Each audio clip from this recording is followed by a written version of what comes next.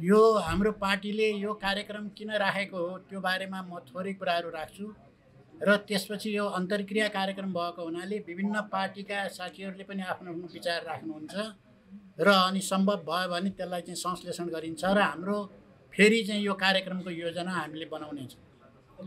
सबभन्दा पहिले त यहाँलाई सम्झनै छ, किन धेरै पनि भएको छैन, 1.5 वर्ष जति भयो होला, हामीले चाहिँ नेपालमा जुन एमसीसी त्यतिखेर सम्झौता भएकै थिएन र त्यो चाहिँ सदनबाट पारित हुनुपर्छ भन्ने उनीहरूले एमसीसीले त्यो प्रस्ताव राखेको थियो, अमेरिकनहरूले त्यो प्रस्ताव राखेका थिए र त्यो सदनबाट पारित नभइकन त्यो लागू हुँदैन थियो।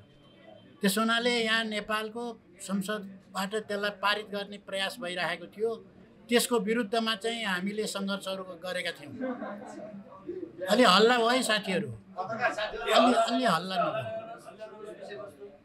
त्यो बेलामा हामीले सङ्घर्षहरू गर्दै गएका थियौँ र तपाईँहरूलाई थाहा छ, सुरुमा एमसीसीलाई खारेज गर्नको निम्ति हामीले जुलुस गरिरहँदाखेरि हामी थोरै मात्रै थियौँ।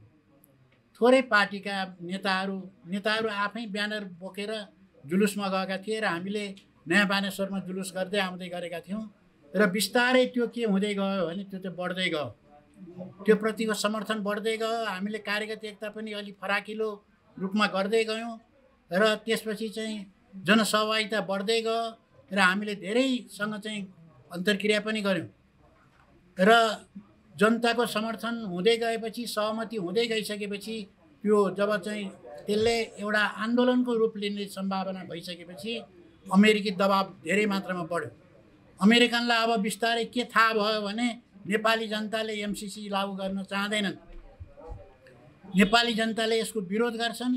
50 करोड चाहिँ डलर पैसा दिँदैमा चाहिँ सबै कुरा भइहाल्दैन, त्यसकारण त्यो पैसामा पनि नेपालीहरू नलोभिने भयो भनिसकेपछि उनीहरूको दबाब बढ्दै गयो। यहाँका खास गरेर संसदीय पार्टीहरूमाथि दबाब बढ्दै गइसकेपछि यसलाई पारित गर्ने चाहिँ हठात उनीहरूले त्यसलाई पारित गर्ने योजना बनाए।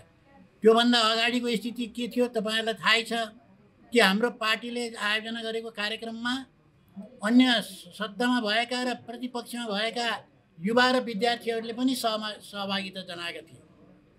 जस्तो त्यतिखेरको माओवादी केन्द्रका विद्यार्थीहरू पनि त्यसमा सहभागी भएका थिए। त्यहाँ पछि गएर उनीहरू त्यहाँ सामेल भए र यतिसम्म कि एमालेका विद्यार्थीहरू र युवाहरू पनि सम्मिलित हुँदै गए र त्यो चाहिँ त्यसले एउटा जनआन्दोलनको रूप लिन थाल्यो र हामीले चाहिँ वार्ताहरू गर्दै गइसकेपछि संसदमा भएका अन्य पार्टीहरू जस्तो कि खास गरेर हाम्रो मजदुर किसान पार्टीका चाहिँ रोहित कमरेडसँग पनि कुराकानीहरू भयो र उहाँले हामी सहभागिता हुन्छौँ, तपाईँहरूले अर्कै आर्क लिनुहोस्, हामी अर्कै आर्क लिन्छौँ, त्यसकारण चाहिँ हामी चाहिँ सहभागी हुन्छौँ भनेर उहाँहरू सहभागिता उहाँहरूले नि जनाउनु भयो र आन्दोलन चल्दै गयो र आन्दोलनकारीमाथि ठुलो दमन भयो।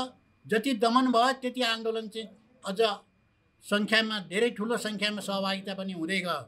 त्यसकारण त्यसले गर्दाखेरि अमेरिकन साम्राज्यवाद अलिकति तर्सियो र उनीहरूले चाहिँ दोहोरो नीति अपनाए त्यहाँ र उनीहरूले के भन्यो भने अब साँच्चै नै तपाईँहरूलाई एमसीसी नचाहिएकै हो भनेदेखि अरू कसैलाई दिन्छौँ। 50 करोड डलर हामीलाई बढ्ता भएको पैसा होइन यो, अरू कोही खुसी हुन्छ नि हो कि ती धेरै पैसा पायो भने। तर नेपालीहरूले चाहिँ किन विरोध गरेको भनेर बाहिर उनीहरूलाई धम्क्याउने कोसिस गरेर भित्रभित्र चाहिँ के गरे भने त्यहाँका अमेरिकी उपविदेश मन्त्रीहरू, त्यहाँबाट एमसीसीका पदाधिकारीहरूको भ्रमण पनि त्यही बेला सुरु भयो र दोहोरो दबाब सिर्जना गरेर उनीहरूले एमसीसीलाई चाँडै पारित गर्ने उनीहरूले योजना बनाए र हठात उनीहरूले दिउँसो चाहिँ आफ्ना विद्यार्थीहरूलाई चाहिँ जाओ तिमीहरू पनि त्यहाँ आन्दोलनमा भाग लिए, जस्तो नौटङ्की गर भनेर पठायो भने राति चाहिँ उनीहरूले के भने एमसीसी पारित गरिदिए र पारित गरिसकेपछि एमसीसी पारित गर्ने पनि कसरी पारित गरे भने एमसीसी जस्तो चाहिँ एउटा राष्ट्रिय महत्त्वको चाहिँ प्रस्ताव, राष्ट्रिय स्वाधीनतासँग जोडिएको प्रस्ताव पारित कसरी हुनुपर्थ्यो त भनेदेखि त्यहाँ मतगणनाबाट हुनुपर्थ्यो। कसले कता भोट हाल्यो भनेर 2/3बाट पारित हुनुपर्थ्यो। तर उनीहरूले के देखे भने त्यो 2/3बाट पारित हुने सम्भावना पनि देखेनन्, किनभने रोहितजीहरूले त्यसको विरुद्धमा चाहिँ आफ्नो मत जाहेर गरिरहनु भयो र उहाँहरूले चाहिँ भोट पनि हामी हाल्दैनौँ, बहिष्कारै गर्छौँ भन्नुभयो। त्यसै गरी अरूले पनि बहिष्कार गर्ने भनिसकेपछि कहीँ यो पारितै नहुने हो कि भन्ने डरले उनीहरूले के गरे भने उनीहरूले चाहिँ टेबल ठोकेर चाहिँ मात्रै पारित गरौँ, त्यही तरिका अपनाउने भनेर हुन्छ भन्नेको सङ्ख्या धेरै भएको हुनाले पारित भयो भने विधिद्वारा यसलाई पारित गरायो। त्यसकारण त्यो रूपमा चाहिँ यसलाई पारित गरिएको थियो र पारित गरिसकेपछि त्यसको एउटा च्याप्टर चाहिँ सकिएको थियो। किनभने पहिले नै आखिर त्यो एमसिसी सम्झौता त यहाँको अर्थमन्त्री गएर पहिले सम्झौता गरिसकेका थियो। त्यो सम्झौतालाई अनुमोदन गर्नको निम्ति चाहिँ पार्लियामेन्टको मत चाहिन्थ्यो। त्यस हुनाले अनुमोदन पनि उनीहरूले गरिसकेका थिए। अब उनीहरूले के सोचे भने अब यो चाहिँ भयो, अब पुरा भयो। यति भइसकेपछि अब नेपाललाई आधार बनाएर चीनका विरुद्ध मोर्चाबन्दी गर्न सकिन्छ भनेर उनीहरूले त्यो योजना बनाए र त्यो पारित भइसकेपछि हामीले लगातार मिडियाबाट के थाहा पायौँ भने र अन्य सञ्चार माध्यमहरूले के भने भनेदेखि अब चाहिँ अमेरिकाले चाहिँ एमसिसीको साइन बोर्डमा अब चाहिँ सैनिक सामग्रीहरू ल्याउन थाल्यो। त्यो पनि मिडियाबाट हामीले सुन्न थाल्यौँ। त्यो हामीले भनेकै थियौँ अब एमसिसी पारित गरेपछि सैनिक अखाडा बनाउँछ नेपाललाई भनेर हामीले भनेकै थियौँ। त्यो कामको सुरुवात भयो र चाहिँ उनीहरूले चाहिँ हात हतियारहरू खास गरी हिमाली क्षेत्रमा हात हतियार पुर्याइसके भनेर चाहिँ समाचारमा आइरहेको छ। त्यो कुरा सत्य पनि हो र समस्या के छ भने त्यो सम्झौता गरिसकेपछि त्यसमा यहाँको प्रहरीले चेकिङ गर्न पनि पाउँदैन। उनीहरूले जे सामानहरू लिएर आएका छन्, बन्द बाकसहरूमा जुन सामानहरू लिएर आएका छन्, त्यो सामानहरू चाहिँ यहाँको प्रहरीले अथवा सेनाले कसैले चेक गर्न पाउँदैन। यो एमसिसीको भनेपछि त्यो चाहिँ छोडिदिनै पर्छ। त्यसकारण चाहिँ त्यो सबै यहाँका कानुनहरूको उल्लङ्घन गरेर चाहिँ उनीहरूले चाहिँ आफ्नो सैनिक तयारी गर्न जुन खोजिराखेका थिए त्यो उनीहरूले अहिले गरिरहेका छन् र उत्तरीतिर हिमाली क्षेत्रमा चाहिँ अहिले चाहिँ त्यहाँ चाहिँ उनीहरूले हतियारहरू जम्मा गरिराखेका छन् भन्ने चाहिँ खबरहरू जो आइरहेको छ त्यसमा चाहिँ काफी मात्रामा सत्यता छ। र अहिले यसरी जब पारित गरिसकेपछि एक थरी मान्छेले के भन्छन् भने अब पारित नहुनु त भइसकिहाल्यो, अब एमसिसी पारित भइहाल्यो, अब जसरी पनि अब उता यहाँ आउने नै भयो, त्यस हुनाले अब गरेर के फाइदा छ? अहिले पनि यो प्रश्न गरिराखेका छन्, अब हामीले विरोध गरेर के फाइदा छ? तर कुरा त्यो होइन। वास्तविकता के हो भने एउटा च्याप्टर चाहिँ क्लोज भयो। उनीहरूले जुन चाहिँ सम्झौता गराएका थिए मन्त्री स्तरमा चाहिँ जो हस्ताक्षर भएको थियो त्यसलाई अनुमोदन त पार्लियामेन्टले गर्यो, तर त्यो के होइन भने यो अन्तिम चाहिँ होइन र अब यसलाई लागू गर्ने चरणमा गएको छ। र अहिले हामीले जे गर्न खोजेका छौँ त्यो के हो भने अब सम्झौता खारिज गर्न त अब सकियो, हामीले प्रयास गऱ्यौँ, हामीले सकेनौँ। उनीहरूले त्यसलाई सम्झौता त पार्लियामेन्टबाट पास गरे, संसदबाट पास गरे, तर अहिले आएर चाहिँ उनीहरूले गर्न खोजेको के हो भने अब उनीहरूले लागू गर्ने चरणमा उनीहरू छन् अहिले। र त्यो लागू के उनीहरूको वक्तव्यहरूबाट के थाहा भएको छ भने यो आगामी 14 गते चाहिँ उनीहरू चाहिँ ठाउँ उनीहरूले लागू गर्दैछन्। उनीहरूले सेन्टरहरू ठाउँ लागू गर्ने भनेर योजना बनाएका छन् र यसलाई यो योजना उनीहरूले परियोजनालाई लागू गर्ने उनीहरूले डेट फिक्स गरेका छन् र हामीले त्यसैलाई लक्षित गरेको हो। आज यो कार्यक्रम त्यसैको लागि हो, किनभने पार्लियामेन्टले पास गरेकोलाई त अब हामीले पास गरेको होइन भन्ने कुरा त भएन। पास त गर्यो, जसरी भए पनि पास त भयो, तर त्यति मात्रै अन्तिम होइन। र आज जुन प्रश्न उठिरहेको छ अब पास त भइसक्यो, अब यो उल्टिँदैन भने त्यो कुरा त्यो सत्य होइन। कुरा के हो भने उनीहरूले त्यहाँ पारित गरे पनि अब यहाँको सरकारले चाहिँ लागू गर्न भन्न पाउने अधिकार सरकारलाई छ, लागू नगर्ने अधिकार नेपाली जनतालाई छ। पारित त तिमीहरूले गर्यो विभिन्न तरिकाले, तर यसलाई लागू हुन दिँदैनौ भन्ने अधिकार नेपाली जनतालाई छ।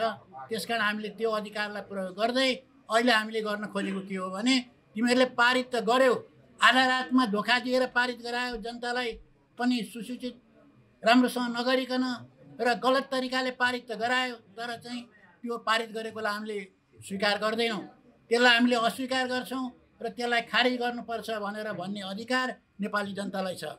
अन्तर्राष्ट्रिय उदाहरण पनि छ, जस्तो उदाहरणको लागि श्रीलङ्कामा पनि त्यही भएको थियो। श्रीलङ्कामा के भयो भने यो अधिकार अब पार्लियामेन्टलाई दिनुपर्छ भनेर त त्यहाँ पनि भनियो, तर त्योभन्दा अगाडि नै चाहिँ के भयो भने उनीहरूले गरेको सम्झौतालाई उनीहरूले थाहा पाए यो चाहिँ राष्ट्रघाती रहेछ सम्झौता भन्ने कुरो थाहा पाइसकेपछि उनीहरूले सरकारले विरोध गर्यो र विरोध गरेर एमसिसीलाई के पत्र पठायो भने हामीले सम्झौता त पहिला गऱ्यौँ, हाम्रो पार्लियामेन्टले नि पास गर्यो, तर यो सम्झौता हाम्रो जनताको हितमा रहेनछ, राष्ट्रको हितमा रहेनछ। त्यसकारण जनताले मानेनन्। नमानेको हुनाले यसलाई फिर्ता गरिदिनु पर्यो, हामी यसलाई लागू गर्न तयार छैनौँ भनेर सरकारले लेखेपछि त्यो सम्झौता खारिज भयो। जब श्रीलङ्काले त्यसलाई खारिज गर्न सक्छ भने नेपालले खारिज गर्न किन नसक्ने? नेपालले खारिज गर्न सक्छ। त्यसकारण अहिले हामीले यो जो कार्यक्रमहरू राखेका छौँ, हामी के अपिल गर्न, के आह्वान गर्न चाहन्छौँ भने त्यतिखेर पनि राष्ट्रघात जुन गरे, सम्झौता पारित गरेर अथवा अनुमोदन गरेर संसदबाट, ती पार्टीहरूले ठुलो देशका विरुद्ध ठुलो अपराध गरेका छन्।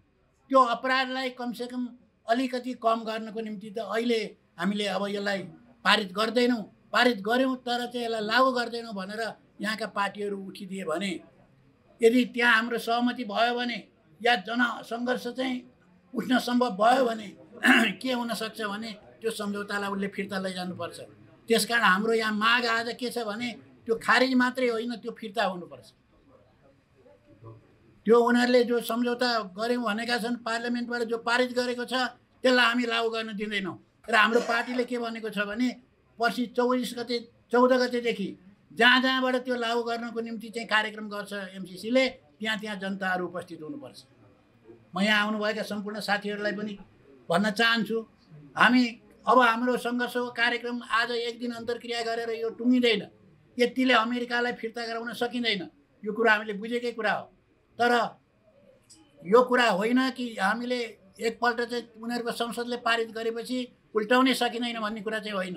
त्यसकारण अब 14 गतेदेखि उनीहरूले जुन जुन ठाउँबाट यसलाई लागू गर्दैछन्, त्यो लागू गरेको ठाउँमा अब जनताहरू जाने र त्यहाँ चाहिँ विरोध गर्ने, त्यसलाई बहिष्कार गर्ने, गो ब्याक एमसिसी भन्ने नारा लगाउने, एमसिसी आफ्नै देश फर्की, अमेरिकै फर्की, यहाँ काम छैन एमसिसीको भनेर नारा लगाउने र त्यसलाई पुरै अस्वीकार गर्ने। जब सम्पूर्ण जनताले नै अस्वीकार गर्छन् भने अनि त्यहाँबाट कसरी लागू गर्ने? लागू गर्ने त फिल्डमा होला नि त, त्यहाँ गाउँमा गएर लागू गर्ने होला, कुनै क्षेत्रमा गएर, कुनै भूगोलमा गएर लागू हुने होला। जहाँ उनीहरूले गर्छन् त्यही नै जनताले गरेर हामी लागू हुन दिँदैनौँ। कोही जनताहरू त्यहीँ गएर लम्पसार परेर सुतिदिने, ल हामीलाई यहाँबाट हत्या गरेर लैजान सक्छस्, त्यो तागत छ भन्ने, अनि कोही चाहिँ जबरजस्ती गर्न आँट्यो भनेदेखि त्यहाँ हामीले त्यही किसिमले जवाफ दिन सक्यौँ भने यो सम्झौता उसले बाध्य भएर फिर्ता गर्नुपर्छ। र यो फिर्ता नगर्दासम्म हाम्रो सङ्घर्ष जारी रहन्छ, हाम्रो आन्दोलन जारी रहन्छ। सुरुवात हामीले गरे पनि हामी यो भन्दैनौँ कि यो राष्ट्रिय स्वाधीनता सम्बन्धी मामला हो, यो देश सबैलाई चाहिन्छ। संसदीय राजनीति गर्नेहरूलाई पनि कहाँ गएर गर्छन्, यो देश छैन भने कहाँ गएर सम्झौता लागू गर्छन्। त्यसकारण यो सबैलाई यो देश त आखिर चाहिन्छ। त्यस हुनाले हामी के अपिल गर्न चाहन्छौँ भने सुरुवात हामीले गरेकोमा अहिले हामीलाई राम्रो समर्थन प्राप्त भएको छ। हामीले यो कार्यक्रममा आउनुभन्दा अगाडि चाहिँ एकजना साथीले भन्नुभयो आज त धेरै क्यामेरा आएछ, यहाँ यत्रो बिजी क्यामेरा आएकोबाट चाहिँ हामी उत्साहित भएका छौँ। धेरैले मिडियाले चाहेको, हामीले के भन्दैछौँ भन्ने कुरा मिडियाले बुझ्न चाहेर नै यो आउनु भएको छ तपाईँहरू। नत्र शनिबार मनाउन तपाईँहरू पिकनिकमा जानुहुन्थ्यो होला, तपाईँहरूलाई नि चासो भएको बुझिन्छ यसबाट। त्यसकारण यो राष्ट्रको मामला हो, देशको मामला हो। यो विषय पहिलेको भन्दा अझ पेचिलो भएको छ, यो कमजोर भएको छैन। किन पेचिलो भएको छ भने अलिक अझ जटिल भएको छ। यो जटिल हुनको एउटा कारण के हो भने युक्रेन र रुसको लडाइँ, रुस र युक्रेनको युद्ध भएको पछि तपाईँहरूलाई पनि थाहा होला, युद्धमा चाहिँ ठुल्ठुला शक्ति राष्ट्रहरू विभाजित भएका छन्। अमेरिका र नाटो चाहिँ एकातिर छन् भने अनि रुस, चीन, इरान र उत्तर कोरिया एकातिर छ। र अमेरिका र चीनको टक्कर अब झन् बढेरै जानेवाला छ, यो घटेर जानेवाला छैन। बढेरै जाने भएको हुनाले अमेरिकाले चीनको सामना गर्नको निम्ति त अब नेपाललाई उसले बढी मात्रामा फौजी रूपले परिचालन गर्ने, फौजी रूपले प्रयोग गर्ने चाहिँ सम्भावना चाहिँ त्यहाँ धेरै छ। त्यसो हुनाले कुरा के हो भने अब अमेरिका र चीनको टक्कर बढ्दै गयो भने हाम्रो अहिले हिमाली क्षेत्र चाहिँ के हुन्छ भने लडाइँको आधार शिविर होला जस्तो छ। किनभने चीनलाई चारैतिरबाट घेर्नको निम्ति एउटा घेर्ने ठाउँ यो चाहिँ नेपाल उसको लागि सबैभन्दा राम्रो ठाउँ हो। विगतमा पनि खम्पा विद्रोह चाहिँ अमेरिकाले को निर्देशनमा चलेकै थियो र त्यसलाई उनीहरूले त्यो बेला हाम्रो भूगोललाई प्रयोग गरेकै थिए। अहिले पनि उनीहरूले फेरि त्यही किसिमको गर्ने र अहिले त परमाणु हतियारहरू पनि बनिसकेका छन्। अब धेरै सेना पनि चाहिँदैन, एउटा देशलाई खरानी पार्नको निम्ति त धेरै ठुलो कुनै चाहिँदैन अहिले त। त्यस कारण थोरै हतियारले नै त्यो काम गर्न सकिन्छ भने अब चीन र अमेरिका आएर लड्ने ठाउँ चाहिँ कहाँ हुने भयो भने नेपाल हुने भयो, भिडन्त गर्ने ठाउँ। अब अमेरिकामा लड्न त चीन जाँदैन, चीनमा प्रत्यक्ष रूपले गएर चाहिँ हमला गर्ने चाहिँ ठाउँ कहाँ हुने भयो भने यही नेपाललाई अब उनीहरूले चाहिँ कुरुक्षेत्र बनाउने भए, रण मैदानमा बनाउँछन्। त्यस कारण त्यो थाहा पाइकन हामीले यसलाई रोक्न सकेनौँ भने भोलि नेपाल खरानी भयो भने त्यो जिम्मेवारी थोरै चाहिँ हामीले पनि लिनुपर्छ, किनभने पहिले थाहा हुँदाखेरि हामीले रोक्न किन सकेनौँ। त्यस कारण यो बेला हामीले चाहिँ यो अहिले जुन घटनाहरू भइरहेका छन् यसको परिणाम के हुन्छ भन्ने कुरा पनि हामीले राम्रोसँग बुझेर हामीले भूमिका खेल्नु जरुरी छ। यदि हामीले समयमा यसलाई फिर्ता गर्न सकेनौँ भने भोलि आएर अमेरिकाले यहाँ चाहिँ सबै कुराहरू हतियारहरू सेनाहरू तैनात गरिसक्यो भने अनि त हामीले तिमीहरू हटा भनेर अमेरिका हट्ने कुरा भएन। हामी त एमसिसीमा तिमीहरूले सबै दिएका छौ, बस्न पो आएका छौँ भनेर भनिहाल्छ। त्यस कारण चाहिँ के हुन्छ भने तिनीहरूलाई हटाउन सकिँदैन। तर अहिले नै चाहिँ हामीलाई एउटा चान्स छ, एउटा चान्स चाहिँ त्यो पारित गर्ने बेलामा थियो, त्यसलाई हामीले किनभने सकेनौँ। हामीले जनताको शक्ति कमजोर भएर उनीहरूले राति मात्रै पारित गर्न सके, दिउँसो चाहिँ पारित गर्न सकेन। जनताको शक्तिबाट त्यति हच्किने चाहिँ हच्किए। तर अहिले चाहिँ एउटा चान्स फेरि पनि हामीले पाएका छौँ, के भनेदेखि अब यसलाई खारेज गर्ने, यसलाई लागु हुन नदिने, त्यो चान्सलाई अब हामीले प्रयोग गर्नुपर्छ। र पहिले चाहिँ जो भनिरहेका थिए अघि उद्घोष कमरेडले पनि भन्नुभयो, यहाँ कसैले के भन्थे भनेदेखि त्यो बेलाका सभामुखलाई हामीले ज्ञापन पत्र दिन जाँदाखेरि सभामुखले के भन्थे भनेदेखि यो पारित हुँदैन, मेरो हातबाट, हामीले पनि त्यही भनेका थियौँ, तपाईँको हातबाट यो राष्ट्रघात नगर्नु, यो पारित भएको घोषणा नगर्नुहोस्, यसलाई एजेन्डामा नचढाउनुहोस् संसदको भन्दा म चढाउँदिनँ भनेको थिएँ। तर उनले एजेन्डामा राखिदिए र पारित भयो। र कतिपयले के भनेका थिए भने यो पारित भयो भने म आत्महत्या गर्छु भनेका थिए। तर कहाँबाट आत्महत्या गर्नु, उनीहरू त यहाँ मन्त्रीमण्डलमा पो छन्, के को आत्महत्या गर्थे। तर आत्महत्या गरिदिएको भए हुन्थ्यो भने भन्न खोजे होइन। तर कमसेकम हिजो आत्महत्या गर्छु भन्नेहरूले त्यो पाप पखाल्नको निम्ति पनि अहिले त्यसलाई रोक्नको निम्ति अब आन्दोलनमा कुनै न कुनै किसिमको सहभागिता गर्नु पर्यो। अब त्यो पाप पखाल्नु पर्यो, होइन भने त्यसको सजाय इतिहासले उनीहरूलाई दिन्छ। त्यसै हुनाले यहाँ अहिले जो सहभागी भएका छैनन् उनीहरूलाई पनि हामीले के अपिल गर्छौँ भने यो देश बचाउने सबैको कर्तव्य हो। देश रह्यो भने त्यहाँ राजनीति पनि गर्ने कुरा आउँछ, देश रहेन भने कहाँ गएर राजनीति गर्ने? सबैको लागि राजनीति गर्ने त यही नेपालै भूमि त होला। त्यसकारण यदि चाहिँ हामीले अहिले खारिज गर्न सकेनौँ भनेर भोलि चाहिँ खारिज गर्न सकेनौँ र यदि चाहिँ यो युद्ध अझ चल्दै गयो भनेदेखि त्यो चाहिँ कुरुक्षेत्र रणभूमि चाहिँ नेपाल बन्यो भने त्यसको जिम्मेवारी कसले लिने? र हामीलाई यो कुरा थाहा भइसकेपछि अब हाम्रो दायित्व के हो भने देशको भूभागलाई जोगाउने, यो चाहिँ देशमाथि हस्तक्षेप गर्नको निम्ति देशलाई चाहिँ खरानी पार्ने योजना लिएर जो अमेरिकी साम्राज्यवाद यहाँ आएको छ त्यसका लागि यहाँ आउन नदिने। र हामीले के नारा लायौँ भने go back MCC, go back America, America जाऊ नेपालमा अहिले नआऊ, र तिमीहरूले जुन एमसिसी लिएर आएछौ यो पनि लैजाऊ भनेर नारा लगाउने। जहाँ गए पनि गो ब्याक एमसिसी, त्यही नारा लगाएर कुनै पनि योजनालाई हामीले त्यहाँ लागू गर्न दिँदै नदिने, त्यो तहमा हामी पुगेपछि यसलाई हामीले चाहिँ उल्टाइदिन सक्छौँ। र यो उल्टायौँ भने विश्वका जनताहरूले पनि ठुलो सन्तोषको सास फेर्नेछ। अब अमेरिकी साम्राज्यवादका विरुद्ध लड्ने पनि जनशक्ति तयार रहेछ विश्वको कुनै ठाउँमा भन्ने त्यो सन्देश पनि जान्छ। त्यसकारण चाहिँ म अब धेरै समय लिन चाहन्न, किन हामीसँग धेरै समय छैन। वक्ता साथीहरू पनि आइसक्नु भएको छ। यो कार्यक्रममा भव्यताका साथ जुन उपस्थिति जनाउनु भएको छ पत्रकार साथीहरू र सम्पूर्ण कमरेडहरू, मित्रहरू, यहाँहरू सबैप्रति आभार व्यक्त गर्दै म आफ्नो संक्षिप्त प्रस्तुतिलाई म यही अन्त्य गर्न चाहन्छु। हवस् त, धन्यवाद।